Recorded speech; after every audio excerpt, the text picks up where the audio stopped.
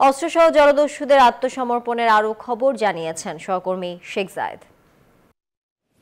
ধন্যবাদ আপনাকে। সব ধরনের প্রস্তুতি সম্পন্ন হয়েছে। এর মধ্যে যে 50 জলদস্যু আজকে নিউজ 24-এর মধ্যস্থতায় র্যাবের ব্যবস্থাপনায় আত্মসমর্পণ করবেন, তারা এখানে এসে বসেছেন।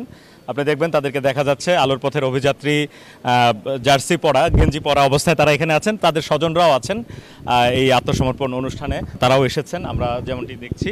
এবং তারা যেটি বলছেন যে এই আলোর পথে ফিরতে পেরে তারা খুবই খুশি। একটু কথা বলতে চাই দু একজনের সঙ্গে।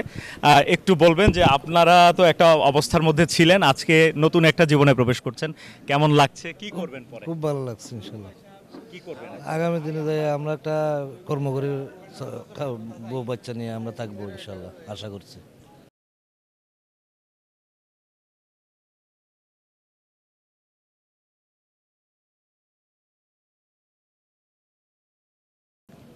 আপনি কতদিন যাবত এই পেশায় ছিলেন, দস্যুতায় কতদিন যাবত ছিলেন? আমি 2008 থেকে 2023 পর্যন্ত ছিলাম। তো আসলে বেশি অন্ধকার জীবনে ছিলাম। আমরা ছেলে মেয়েদের সাথে তেমন সাক্ষাৎ করতে পারতাম না, মা বাবার সাথে তেমন সাক্ষাৎ করতে পারতাম না। তো খুব কষ্ট হতো, আমরা টাউনও যেতে পারতাম না, কোনো অনুষ্ঠানও যেতে পারতাম না। সরকার আমাদেরকে মিডিয়ার মাধ্যমে একটা সুযোগ করে দিয়েছে যে আত্মসমর্পণ করলে যে ভাই অস্ত্র মামলা, সরকারবাদী মামলাগুলো খারিজ করে দেবে। আমরা চিন্তা করলাম যে আমরা আসলে বেশি চিন্তা করি যে আমাদের ছেলে মেয়েদের চিন্তা করে আমরা আত্মসমর্পণ করলাম।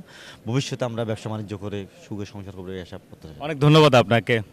এই যে কথা বলছিলাম, যারা আলোর পথের যাত্রী, যারা আলোর অভিযাত্রী, যারা নিউজ 24-এর মধ্যস্থতায় র্যাবের ব্যবস্থাপনায় আজকে স্বরাষ্ট্রমন্ত্রীর কাছে অস্ত্র সমর্পণ করে তারা আত্মসমর্পণ করছেন, তাদের প্রত্যাশা এরপর আইনি প্রক্রিয়াগুলো মেনে তারা স্বাভাবিক জীবনে ফিরতে পারবেন এবং স্বাভাবিক মানুষের মতো নিজের পরিবার নিয়ে তারা থাকতে পারবেন। তাদের দাবি একটাই, যেন তাদেরকে কর্মসংস্থানের ব্যবস্থা করে দেওয়া হয়। ফিরছি স্টুডিওতে আপনার কাছে।